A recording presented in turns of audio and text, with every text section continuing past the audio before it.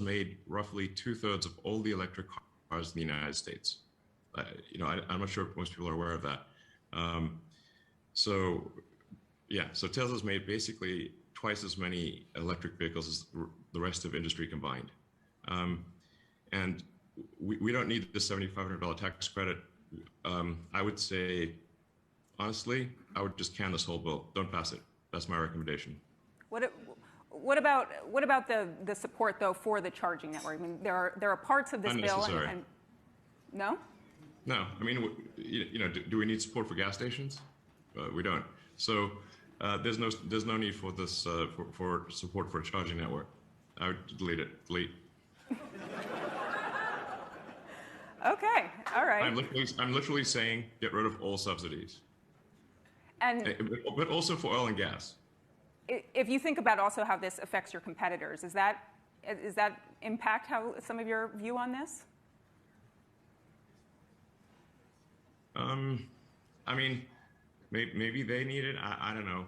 But I think just generally, I'm in favor of deleting subsidies. I mean, when we started Tesla, there were no EV subsidies at all, and gasoline was super cheap. We did not anticipate any subsidies. That came later, and that came the $7,500 tax credit came as a result not of Tesla activity, but of General Motors lobbying for it. So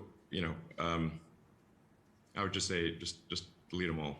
All right, but there's some other good things in this bill that some would argue. I mean, a lot of money earmarked for R&D.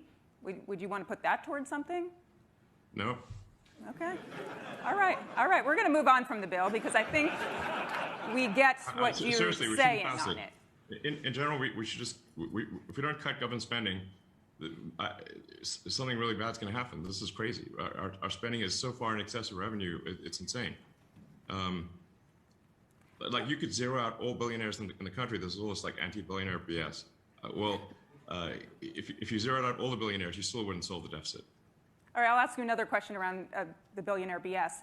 Say tomorrow we've talked. You get the phone call from President Biden. Next day, actually, we decide we elect you to Congress. Somehow this happens. You're now working on tax bills. You're working on tax policy. How do you tax someone like you? How do you tax billionaires? I mean, first of all, I pay a lot of tax. I mean, my marginal tax rate is like 53%.